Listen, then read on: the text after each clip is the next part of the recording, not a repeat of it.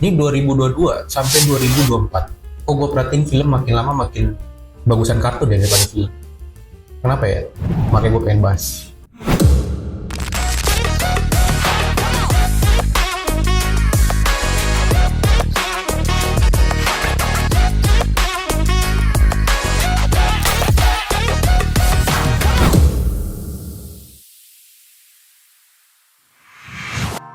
Kali ini bukan Cilcut hostnya, jadi hostnya gue kali ini.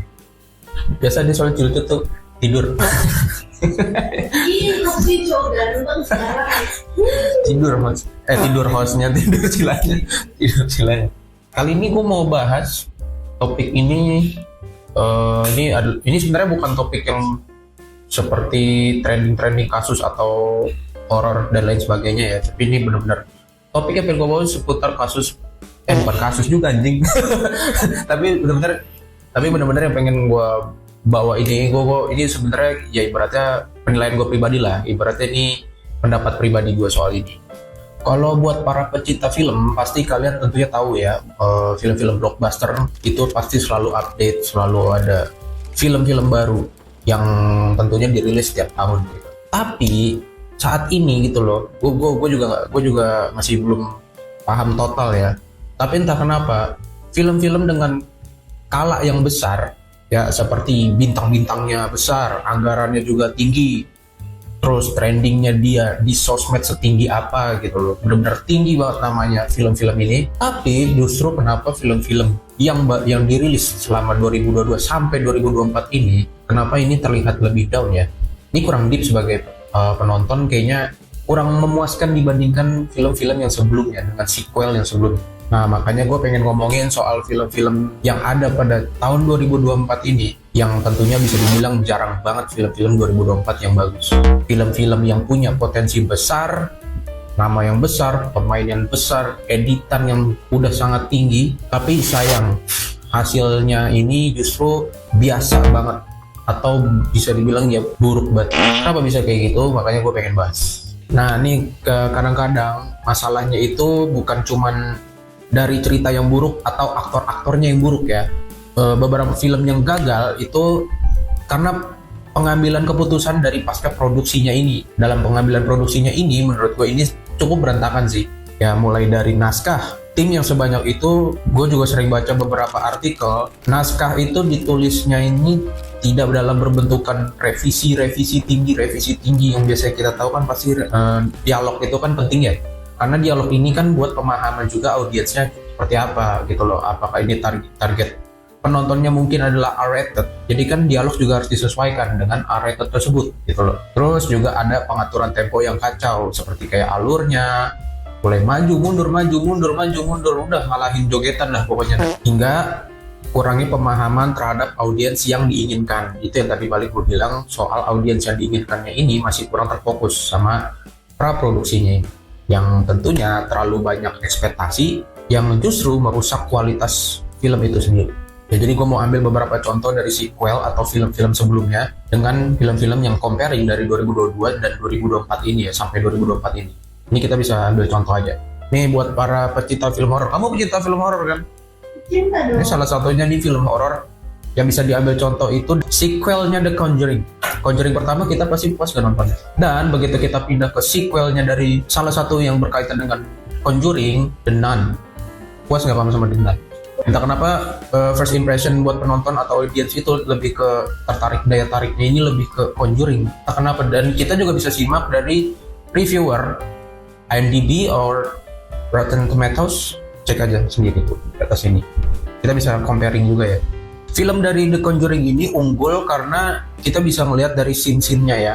Scene-scene-nya ikut film The Conjuring, dia tuh mampu banget menciptakan keseimbangan antara drama keluarga.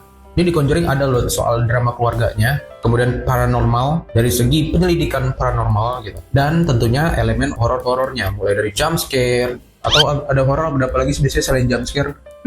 Thrill. Ada jump scare, thrill gitu. Ini tentunya ada gitu loh di film Conjuring ini. Dan penggunaan karakternya ini bisa bikin audiens itu atau penontonnya itu menerima dari karakter yang relatable. Jadi mungkin dari segi penokohan ini terlihat lebih realistis gitu ya. karena nggak terfokus cuma satu tokohnya aja. Dan kalau film The Nun mungkin kita hanya cuma terfokus sama mana denannya, kita kayak ibaratnya menunggu mana denannya, kita nggak nerima soal penokohan dan lain-lain sebagainya gitu loh. Dan menurut gua film yang sebelumnya adalah Conjuring, dia juga lebih sukses dalam pengambilan cerita dan pengambilan visual. Dia lebih oke dibandingkan hanya film yang terfokus hanya bagian denannya saja. Mungkin denan ini juga tinggi pasti viewsnya, dia juga pasti punya ombak penontonnya juga, tapi denan ini hanya terfokus pada tokoh falaknya saja, nggak ada sistem penokohan.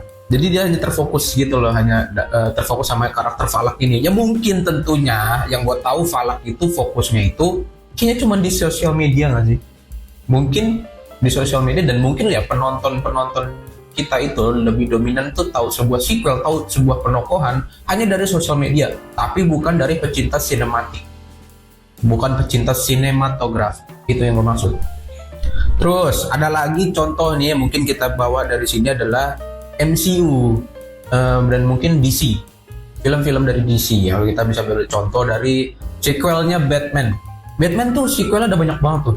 Jadi kita udah dari tahun-tahun keberapa gue lupa, pokoknya dari sequel Batman yang sebelumnya itu juga ada versi Batman yang keberapa ya gue lupa pokoknya. Nah itu yang Batman kita bawa dari film yang sebelumnya, kita tarik dari contoh film The Dark Knight. Itu ratingnya bagus, tapi audiensnya itu beberapa yang nonton, misalkan orang sebelumnya belum pernah nonton film The Dark Knight ya, yang era-era saat ini belum pernah nonton film The Dark Knight, pasti dia bilang film The Dark Knight, aku nggak ngerti jalan ceritanya. Ini sama kayak Cila, gue nggak ngerti jalan ceritanya. Padahal kalian bisa lihat rating dari The Dark Knight, itu benar-benar film itu untuk penikmat film sinematografi dengan penokohan, dengan dialog, itu oke banget sih. Tapi memang gue akuin The Dark Knight punya kelemahan.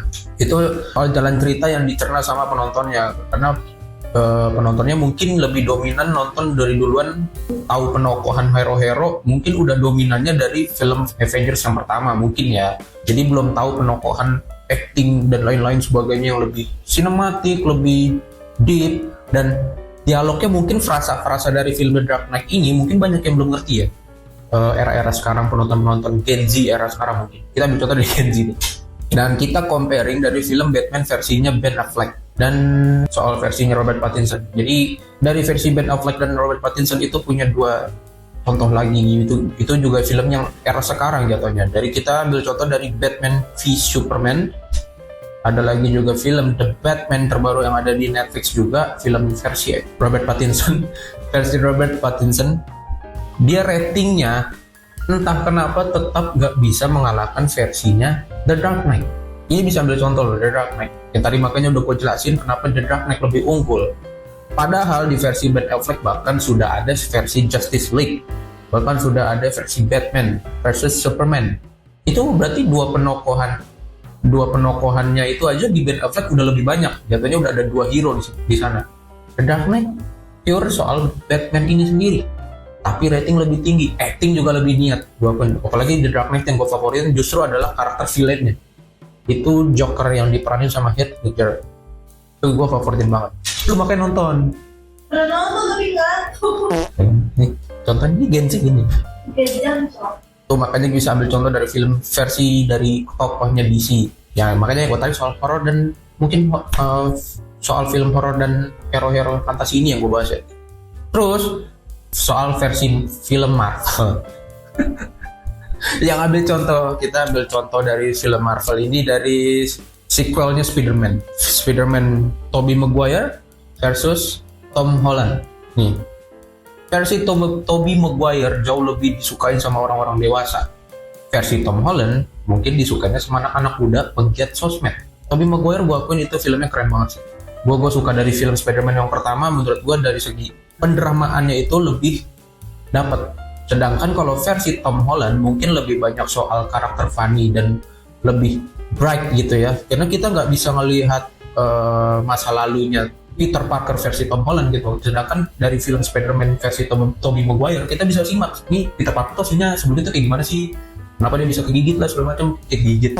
Gimana caranya dia bisa punya power itulah dengan cara digigit laba-laba itu. Mungkin kita lebih jelas gitu lihat masa lalunya mulai dari keluarganya dan lain sebagainya. Tapi kalau untuk versi Tom Holland ya mungkin karena langsung loncatan ya dari film Spider-Man yang sebelumnya, mungkin Spider-Man versi Tom Holland ini sudah langsung ke film Captain America Civil War pertama kali muncul kan. Pertama kali muncul dari film Captain America Civil War itu pertama kalinya versi Tom Holland muncul. Jadi kurang lebih tahu kenapa Tom Holland udah kena laba-laba, udah jadi bisa laba-laba gitu, atau udah bisa jadi punya berpower dan lain-lain sebagainya. Gimana caranya dia bisa buat jaringnya dan lain-lain sebagainya, kita belum tahu itu lebih pasti. Sedangkan dari film versi Tobey Maguire, Spider-Man Tobey Maguire, entah kenapa dia lebih lengkap, lebih jelas, dan sistem pendramatisir segala macam gitu, sinematiknya is okay, dan sound effect dan back sound menurut gue oke banget. Filmnya Tobey Maguire justru lebih deep dibandingkan versi Tom Holland yang mungkin disukainya sama anak-anak muda, pecinta sosmed. Belum lama ini juga film Kraven, ya ini tokoh dari yang mungkin udah ikutin komiknya film versi Marvel itu pasti tahu lah soal tokoh Kraven ini. Tapi Kraven ini gue akuin wajar sih punya rating kecil, wajar. Karena dari segi skenario gitu loh, dari segi naskah mungkin kurang lebih deep dalam sistem penokohannya ini ya, buat lebih deep dari tokohnya ini tuh gimana sih gitu loh. Kurang dialog juga mungkin kurang lebih deep dari series dari film Kraven ini gitu. Ya tapi dari segi visual dan lain-lain menurut gue udah oke sih, tapi ya masih belum produksi soal Marvel ya, ini masih dari Sony juga, dan memang produksi Sony ini banyak beberapa kelemahan gitu. Jadi menurut kalian gue pribadi aja sih. Oh ada satu lagi film Marvel yang mau gue bahas, Black Panther. Entah kenapa Black Panther yang versi diperankan oleh Chadwick Boseman dibandingkan film Black Panther-nya yang diperankan oleh tokoh Shuri ini ya, dari Shuri ini. Gue lupa nama aslinya, pokoknya film Black Panther selanjutnya kan diperankan oleh tokohnya ini, penggantinya ini adalah si Shuri kan. Tapi maaf aja gue kurang suka, gue kurang puas. Entah kenapa, entah dari segi cerita, dalam penokohan, actingnya ini juga entah kenapa lebih unggul dari versinya Chadwick Boseman gitu. Nah ini dia kenapa gue heran gitu. Kenapa semua sequel versi yang pertama entah kenapa kok selalu lebih baik ya dibandingkan sequel-sequel sebelumnya. Dari Spider-Man, dari Batman gitu loh. Kenapa? Ya ini bukan cuma soal perbedaan PH aja deh, tapi kita ambil contoh makanya dari film Spider-Man versi Tobey Maguire, mungkin Spider-Man Tobey Maguire ini yang pertama tinggi banget. Entah kenapa, semakin dia lebih banyak editan, semakin lebih banyak visual, wardrobe dan lain-lain sebagainya. Entah kenapa di 3 juga tidak setinggi versi yang pertama. Itu bisa ambil contoh juga. Black Panther dari yang pertama kenapa lebih baik, tapi yang kedua ya tau lah, peminatnya lebih deep dibanding yang pertama. Entah kenapa kalau sequel ini dilanjutkan, kenapa masih malah makin menurun. Ibaratnya kita hanya menikmati editing, kita hanya menikmati make up, kita hanya menikmati wardrobe, hanya dengan style yang baru mungkin dan lain sebagainya, tanpa terfokus sama konsep yang lebih jelas gitu loh. Terus apalagi sih Doi, kalau film yang sequel pertamanya bagus tapi sequel kedua ketiganya B aja tuh apa lagi? Ini bisa ambil contoh juga dari yang Cilcut bilang dari Fast Prince. Anjing, ada anjing. Ini apa? Bukan Doi. Ini masih ada contoh makanya yang udah terkenal banget, Fast Furious. Ini series Fast Furious makin lama kenapa gue tonton kayak makin udah kayak film fantasi ya. Namanya nih tokoh penokohan Dom ini dan lain-lain dan timnya ini kenapa terlihatnya seperti superhero, bukan gangster lagi yang kayak balap liar gitu ya, yang lebih realistis gitu, bandel-bandelnya anak muda gitu. Entah kenapa sekarang gue ngeliatnya dari segi actionnya, editingnya, ini udah terlalu kelebihan nih. Kenapa bisa jadi kayak super power? Kenapa nggak masuk Avenger?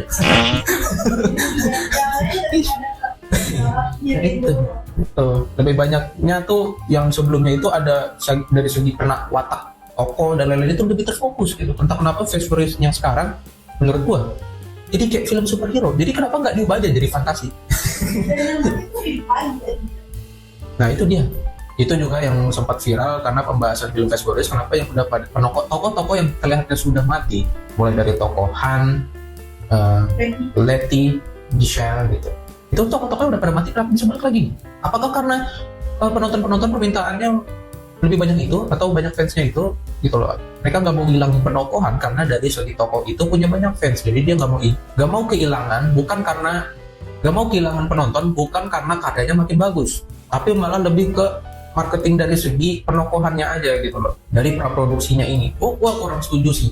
Kita kan harus memang kalau penokohan di sequel pertama ada yang udah mati atau dan lain sebagainya, ya itu kan jalan cerita ya. Mungkin kita udah oke deh di sequel ini kita korbanin tokoh ini gitu loh, tapi kita nextnya kita harus kemas baru atau penokohan yang baru, dibandingkan dengan cara yang kayak gini. Menurut gue ini cuma sistem butuh fans dari para selebritinya aja sih, bukan dari penokohan, bukan dari konsep film yang lebih oke nih, lebih realistisnya. Ini yang realistis harus penting ya menurut gue. Segi actionnya Fast Furious gue berharap banget segi actionnya ini kalau bisa lebih realistis, karena gue nggak suka banget kalau terlalu fantasy gitu, kayak aduh kayak actionnya udah kayak Guardian Galaxy lama-lama. Jadi kurang Kurang. realistis gitu. Jadi kualitasnya udah beda lah sama fans. Ya. Tokohnya Dom ini gue tahu kuat, tapi kenapa lama-lama gue ngeliatnya kayak robot gitu. Ini cocoknya Robocop dong kalau kayak gitu. Robot. Terus juga itu gue banyak yang soal Robert Downey gitu. Kan di Iron Man dia udah emang kan dia jadi Doomsday kan. Dia udah gitu. Oh ya, itu juga penokohannya. Kenapa penokohannya main asal-asalan ambil aja, main buru-buru banget?